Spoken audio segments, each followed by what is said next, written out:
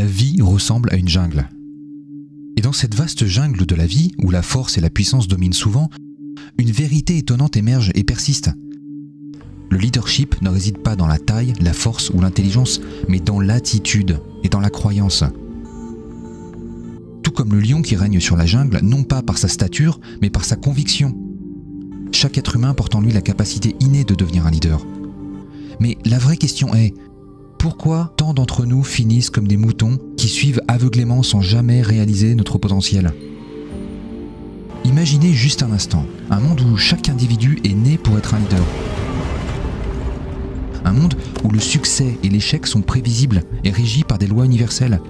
Imaginez juste un monde dans lequel la force, la puissance ou l'intelligence ne déterminent pas le leadership, mais plutôt des qualités comme l'attitude, la croyance profonde en soi et en sa mission. Dans cette vidéo, nous avons un intervenant unique, le Dr Myles Munroe, qui va nous parler d'un tel monde. Accrochez-vous parce qu'en comprenant la vraie valeur d'un leader, vous ne verrez plus les choses de la même manière après cette vidéo.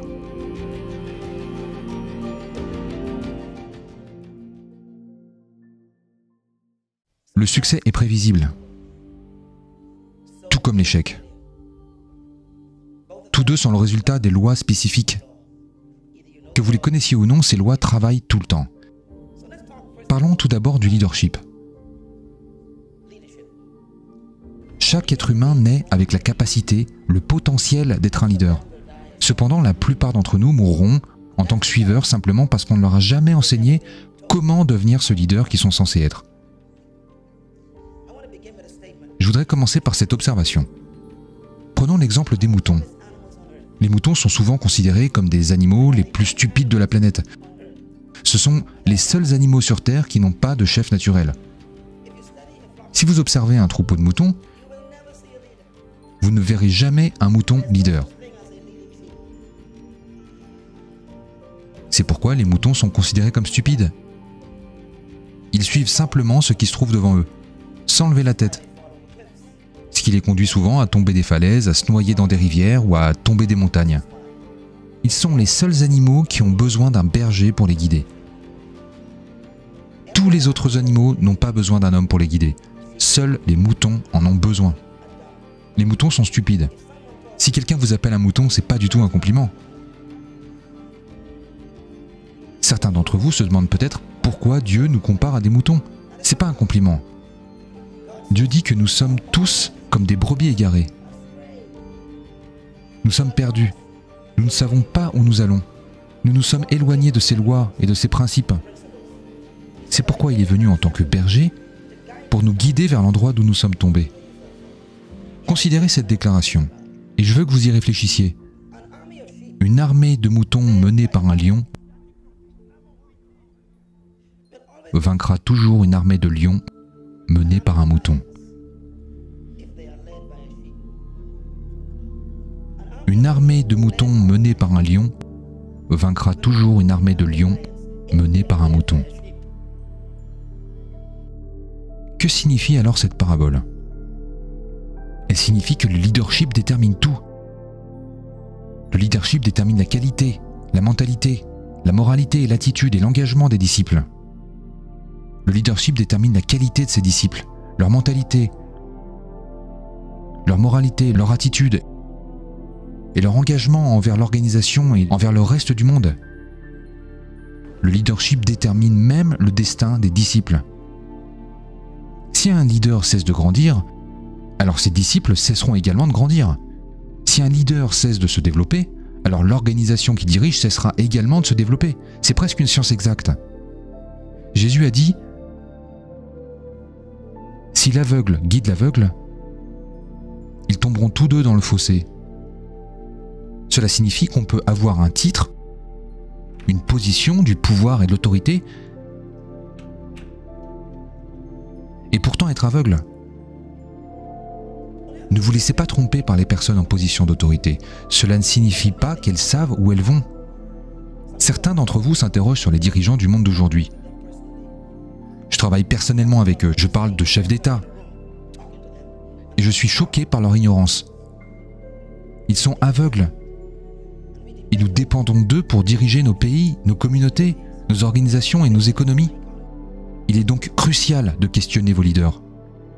Ne demandez pas à votre leader s'il a du pouvoir, de l'autorité ou de l'argent. Demandez-lui plutôt s'il a une vision. Où va-t-il? Pourquoi devriez-vous le suivre? Quelle est la destination? Certains d'entre vous sont tellement pris par l'émotion qu'ils oublient d'être raisonnables. Ne vous laissez pas emporter par l'émotion au détriment de la raison. Nous nous enthousiasmons pour des hommes qui font des miracles, mais ils n'ont pas de destination. Nous sommes enthousiasmés par de bons prédicateurs qui n'ont pas de destination. Et ils vous entraînent dans un fossé émotionnel. Le leadership est l'activité la plus importante sur Terre. Il est crucial parce qu'il détermine le destin de ceux qui le suivent. C'est pour cette raison que je consacre une grande partie de mon temps et de mes efforts à comprendre et à enseigner le leadership. Le leadership est une force puissante. Les leaders ont la capacité de donner confiance à ceux qui sont rongés par la peur. Ils apportent la certitude à ceux qui sont remplis d'hésitation. Les leaders sont également des catalyseurs d'action. Là où les gens hésitent, les leaders agissent. Prenons l'exemple de Moïse à la mer Rouge. Les Israélites étaient effrayés et déprimés. Mais Moïse, en tant que leader, s'est levé et a mis fin à l'hésitation. Il a déclaré « Je vous promets aujourd'hui que les Égyptiens que vous voyez derrière nous seront morts au coucher du soleil. » Puis, il a couru derrière un buisson et il a dit à Dieu « As-tu entendu ce que je leur ai dit ?» Les vrais leaders ont l'habitude de proclamer des choses qu'ils ne peuvent pas accomplir par eux-mêmes. C'est ce qui les rend dépendants de Dieu. Il est important que vous proclamiez des choses, même si vous ne savez pas comment elles se réaliseront. Mettez la pression sur Dieu. Il accomplira ce que vous avez proclamé. Les leaders apportent de la force là où il y a de la faiblesse. Ils apportent de l'expertise là où il y a de l'incertitude. Les leaders donnent du courage là où les gens sont lâches. Ils incitent les gens à croire, à se lever et à être forts. Chaque membre de l'armée de Pharaon sera tué demain, disait Moïse. Et par là, il leur a donné du courage. Les leaders apportent également de l'optimisme là où il y a du cynisme. Ils donnent la conviction que l'avenir est possible. L'homme qui a organisé cet événement m'a dit il y a quelques instants « Nous avons encore notre budget à respecter pour cette conférence. » Et je ne suis pas surpris parce que la plupart des leaders n'ont pas d'argent. Ils ont une vision. Ils dépendent de Dieu pour répondre aux besoins pendant le processus. Et c'est pour cela qu'il nous a fait venir ici. Cet homme qui nous a réunis aujourd'hui a une conviction et il croit que cette conviction est possible. Il a donc réservé un hôtel entier, avec toutes les chambres, avant que les gens ne s'inscrivent. C'est ça la conviction. Et l'hôtel, il a signé un accord avec eux, il leur a dit que pour chaque chambre qui n'était pas occupée, il allait payer de son propre argent. Il l'a signé en espérant que vous viendriez. C'est ça le leadership. Et nous devons tous agir de la sorte. Cela s'appelle la foi. La foi signifie croire en quelque chose que l'on ne peut voir et être tellement convaincu que l'on se met à agir. Les leaders suscitent l'engagement d'autres personnes dans le déploiement de la stratégie et dans la poursuite du succès. En d'autres termes, un leader, un homme ou une femme, peut motiver les gens à s'engager pour l'avenir, un avenir qui n'est pas encore arrivé, et les encourager à donner leur énergie à une stratégie et à un programme. J'ai influencé plus de 15 000 leaders dans le monde entier et notre réseau s'agrandit chaque jour. Des millions de personnes se sont tournées vers moi pour obtenir des directives. C'est pourquoi je reste proche de Dieu, parce que j'ai besoin de donner des directives, parce que je dois leur donner une stratégie et un programme pour créer l'avenir. Les leaders conçoivent l'avenir. Vous êtes nés pour changer le monde. L'état actuel du monde n'est pas ce que Dieu veut. Il ne veut pas que vous vous plaigniez. Il veut que vous vous conformiez à sa volonté. Les leaders conçoivent l'avenir. Un leader donne finalement de l'espoir et de la foi. L'espoir, c'est donner aux gens une raison de croire que ce qu'ils vivent est temporaire. Un leader vous fait croire que ce que vous vivez n'est pas permanent. Vous êtes en route vers un endroit meilleur. C'est ça le leadership.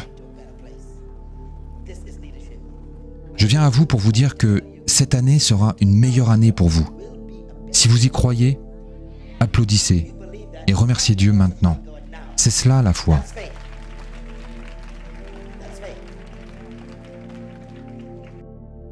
Il y a deux animaux sur terre auxquels Dieu s'est identifié. En fait, les deux seuls avec lesquels il s'est identifié. Le premier est le lion. Le second est l'aigle. Ce sont deux animaux importants. Et pourquoi Dieu s'est-il identifié à eux? D'abord parce qu'il les a créés. Ensuite parce qu'il sait qu'il a mis en eux des qualités de leader. Tout comme lui. Dieu s'identifie donc au leadership. Le lion est le chef du règne animal. L'aigle est le chef du royaume des oiseaux. Tous deux sont des leaders. Jésus dit « Je suis comme un lion ». Je veux parler du lion un instant parce que le lion est une contradiction du leadership. J'ai appris du lion ce que je suis aujourd'hui. Tout d'abord le lion. Le lion n'est pas le plus grand animal de la jungle. Il n'est pas non plus le plus fort, le plus puissant, ni le plus intelligent. Pourtant, le lion est le leader. Cela doit donner de l'espoir à tout le monde.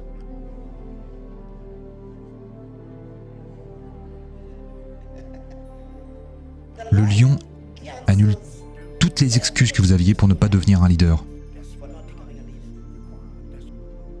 Il annule la croyance que vous devez être fort, intelligent, grand, puissant. Il annule tout. La plupart des animaux de la jungle sont plus grands que le lion, plus puissants que le lion, plus forts que le lion et plus intelligents. Pourtant, quand le lion se montre, tout le monde est nerveux. Il est donc évident que le lion nous enseigne que la force ne fait pas de vous un leader. Le pouvoir ne fait pas de vous un leader. L'intelligence ne fait pas de vous un leader. Alors la question est, qu'est-ce qui fait du lion le leader? J'ai découvert grâce à mes recherches un simple mot. L'attitude. Notez-le. Tout le monde dit l'attitude. Dites-le fort. Dites-le plus fort. Vous êtes exactement ce que vous êtes à cause de votre attitude. Alors la question est, qu'est-ce que l'attitude? Et d'où vient-elle? La réponse est dans un seul mot. La croyance. Cette attitude est le produit de la croyance. Ce que vous croyez crée votre attitude. Si vous êtes timide, effrayé, déprimé et triste, si vous êtes nerveux, effrayé de vous lancer, c'est à cause de votre système de croyance. Le lion a un système de croyance qui fait de lui un leader. Il croit qu'il peut manger un éléphant. Oui, l'éléphant est 80 fois plus grand que le lion. Il pèse 800 livres de plus que le lion. Il est 190% plus intelligent que le lion. L'éléphant est plus lourd que le lion. Il est plus grand que le lion. Il est plus puissant que le lion. Pourtant, le lion s'en moque. Pourquoi? À cause de son système de croyance. La croyance produit la troisième chose, la confiance. Quand une personne est confiante, c'est à cause de son système de croyance. Elle croit en sa capacité à accomplir sa mission. C'est pourquoi Moïse avait tant de confiance. Il croyait ce que Dieu lui avait dit dans le buisson ardent. Il y croyait. Alors quand il a vu la puissance de l'Égypte, la civilisation la plus puissante de la terre à cette époque, Moïse n'avait pas peur. Il a dit à Pharaon, « Je suis venu te dire de laisser partir mon peuple. » D'où lui venait cette confiance? De sa croyance. Moïse tenait sa croyance de Dieu. Et donc cette attitude a fait de lui un leader. En d'autres termes, Vous êtes exactement ce que vous croyez. L'éléphant est une puissante créature, forte, lourde, intelligente. Et le lion regarde toute cette puissance, cette force, cette intelligence, et il pense un seul mot, un simple mot. Repas. C'est ainsi que le lion pense. Le lion dit simplement, voilà un repas. Maintenant, imaginez ce que fait le lion. Il réduit l'éléphant à un repas dans son esprit. C'est ce que font les leaders. Ils regardent un problème, un défi, un obstacle, et le leader pense, nous pouvons gérer ça. Nous pouvons faire ça. Nous pouvons réaliser ça. Ils réduisent tout à un repas. Arrêtez de penser petit à propos de vous-même. Vous êtes un leader, dites-le fort. Je suis un leader. Dites-le encore. Et ne revenez pas en espérant que les choses changent. Faites changer les choses. Commencez là où vous êtes.